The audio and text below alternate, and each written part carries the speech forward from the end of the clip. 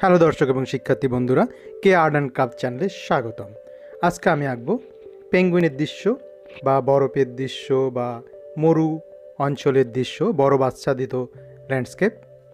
এর প্রথম পর্বে আমি দেখিয়েছিলাম কিভাবে বৃত্ত এবং ওভাল দিয়ে ফর্মের মাধ্যমে পেঙ্গুইন আঁকা যায়। সেই পেঙ্গুইনটায় এখন একটা দৃশ্যে পরিণত করব, তার চারপাশে এনভায়রনমেন্ট তৈরি করে। আর বন্ধুরা, তোমরা যারা আমার চ্যানেলে নতুন, এখনও সাবস্ক্রাইব করোনি, প্লিজ সাবস্ক্রাইব করো এবং বেল বাটনটি অন করে দাও। আর যারা অলরেডি সাবস্ক্রাইব করে ফেলেছো তাদেরকে অসংখ্য ধন্যবাদ। আর বন্ধুরা, এই ভিডিওর ডিসক্রিপশন বক্সে এমন অনেকগুলো ভিডিও দেওয়া আছে যেগুলো পশু পাখির ভিডিও, তোমরা চাইলে দেখতে পারো, তোমাদের কাজে লাগবে। চলো শুরু করে আজকের ড্রয়িং। পেন্সিল দিয়ে ড্রয়িং শুরু করলাম। পেঙ্গুইনটা যে আছে, ঠিক পেঙ্গুইনটার নিচে একটা ওভাল আঁকছি। এটা একটা বরফের খণ্ড বা বরফের চাকি হবে। মরু অঞ্চলে বরফ ভেঙে ভেঙে গিয়ে আলাদা আলাদা খণ্ডে পরিণত হয়। একটু গরম পড়লেই একটা সেই খণ্ডের উপর পেঙ্গুইনটা আছে, বসে আছে, সেই অংশটায় আঁকছি। পেন্সিল দিয়ে আঁকলাম বরফের খণ্ড। এখন তার পিছনের দিকে মানে দূরে কতগুলো বরফের পাহাড় আঁকবো। আমরা যেভাবে নর্মাল পাহাড় আঁকি ঠিক সেভাবেই এই বরফের পাহাড়ের ড্রয়িংগুলো হবে, শুধু এখানে ব্লু এবং সাদা রং হবে। এই যে একটা আঁকলাম, তার পিছনে আরেকটা লম্বাটে বড় আঁকছি, তার সামনে আরেকটা আঁকছি একেবারে ডান পাশে। ওই পিছনেরটা একটু পিছনে, তাই একটা পিছনে লাইন দিলাম।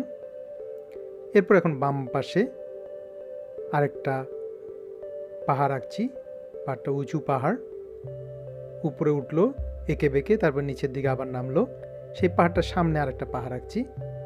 এই যে পাহাড়টা আঁকছি, পাহাড়টা আঁকা হয়ে গেল এবং দূরে দিগন্তের দিকে আরেকটা ছোট্ট পাহাড় এঁকে দিলাম। পেঙ্গুইনের সামনে একটা শিল মাছ আঁকছি, গোল একটা অর্ধগোল দিলাম, দুটো চোখ দিচ্ছি, ওর নাকটা, তারপরে মুখটা দেব। এই যে মুখটা দিলাম। শিল মাছ, তোমরা জানো যে শিল মাছ হলো পেঙ্গুইনকে শিকার করে, পেঙ্গুইনকে ধরে খেয়ে ফেলে। সেই শিল মাছটা উকি দিয়ে মাথা একটু পানির উপরে বের করে উকি দিয়ে দেখছে, এমন একটা দৃশ্য।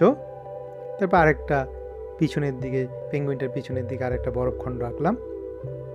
এখন হলো পাহাড়ের এক পাশে যে আলো পড়বে সেই আলোর অংশগুলো ধরছি।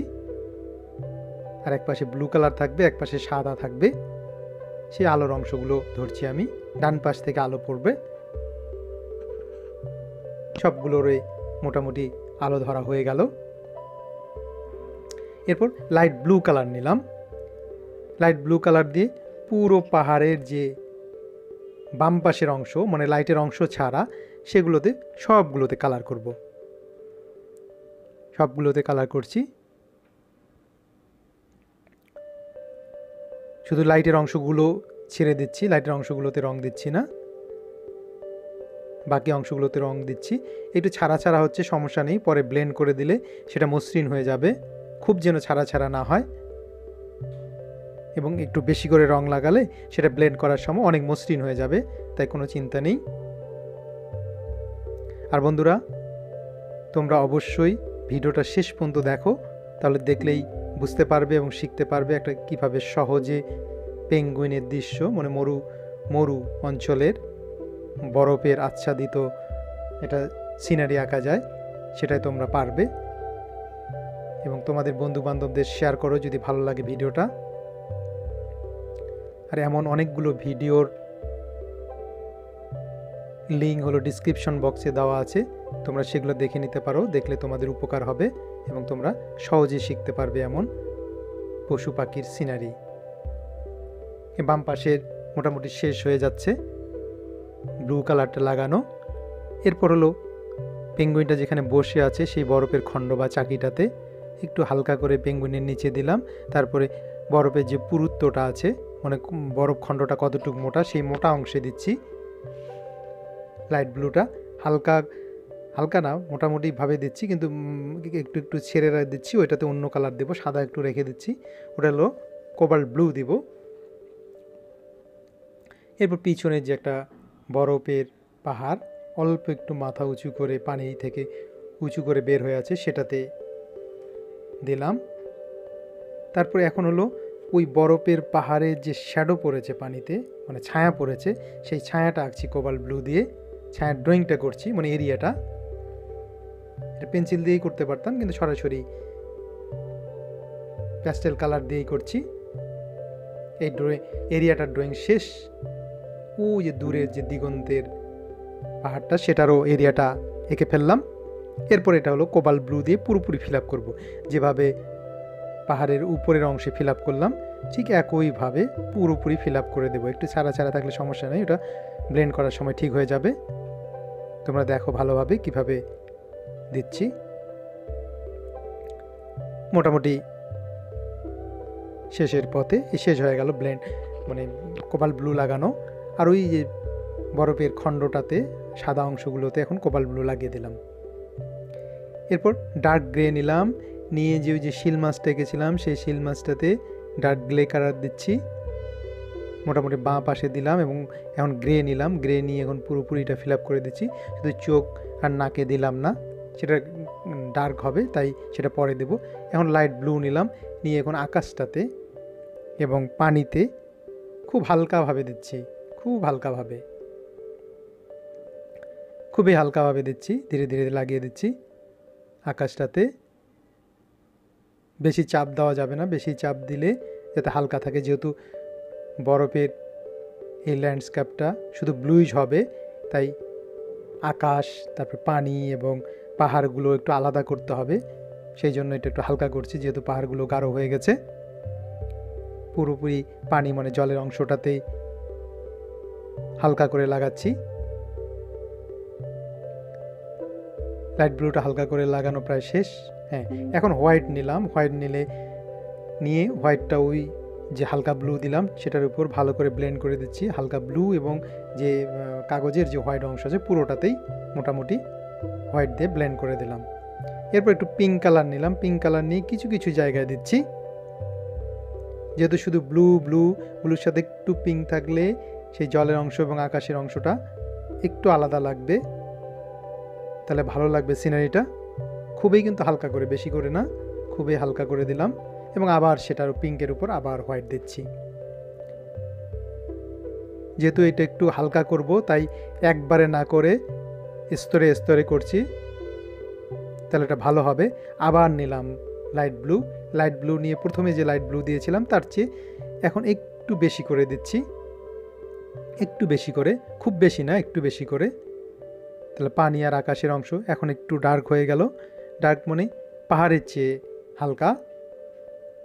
এখন হলো ব্লেন্ড করে দিচ্ছি কটন বাড দিয়ে, পাহাড়ে যে রং দিয়েছিলাম বরফের পাহাড়ে, সেই পাহাড়ে এখন ভালো করে ব্লেন্ড করছি। এখন দেখো যে ছাড়া ছাড়া অংশগুলো ছিল, সেই ছাড়া ছাড়া অংশগুলো নেই, ব্লেন্ড করার কারণে মসৃণ হয়ে গেছে। পাহাড়ের উপরে অংশ এবং পাহাড়ের যে পানির নিচের শ্যাডো পড়েছে সেটা সব জায়গাগুলো ব্লেন্ড করব। তবে বরফের খণ্ডটা যেখানে পেঙ্গুইনটা বসে আছে সেটাও ব্লেন্ড করে দিলাম ওর পুরুত্বটাতে, মানে কতটুকু মোটা সেই মোটা অংশটাতে। মোটামুটি ব্লেন্ড শেষ। এরপর আকাশ এবং যে পানির অংশ সেটা তো ব্লেন্ড করে দিলাম। এরপর শিল মাছটা যে এঁকেছিলাম সেই শিল মাছে এটা ব্লেন্ড করে দিচ্ছি সুন্দর করে।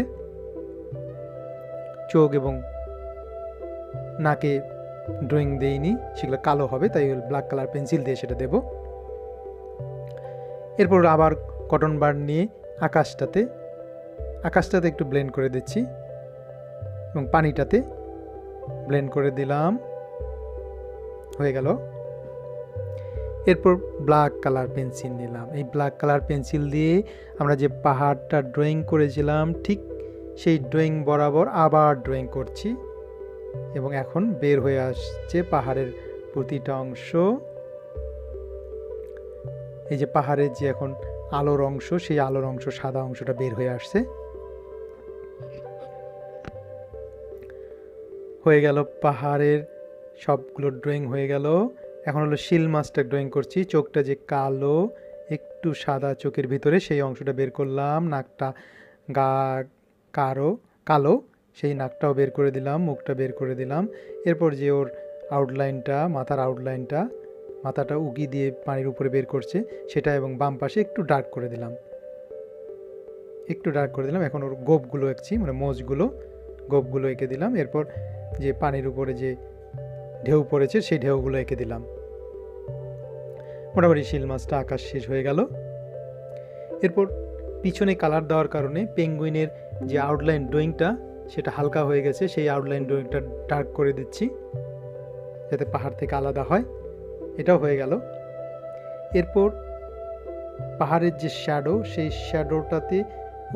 শ্যাডোর উপরে যদি একটু হোয়াইট যায় তাহলে মনে হবে পানির নিচে, তাই একটু হোয়াইট দিচ্ছি। শ্যাডো ব্লু, কোবাল্ট ব্লুটার উপর একটু হোয়াইট লাগিয়ে দিচ্ছি, তাহলে মনে হবে যে নিচে পানির ভিতরে আছে ওই শ্যাডোটা। সেটাও হয়ে গেল।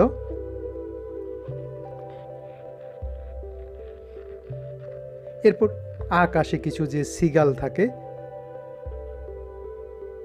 সেই কয়েকটা পাখি এঁকে দিচ্ছি অনেক দূরে, এই দুটো একটু কাছে, তাই বডি মাথা সহ এঁকে দিচ্ছি। আশা করি ভিডিওটি তোমাদের ভালো লেগেছে। শেষ পর্যন্ত ধৈর্য ধরে দেখার জন্য তোমাদের অনেক অনেক ধন্যবাদ। তোমাদের সবার জন্য অনেক অনেক শুভকামনা রইল।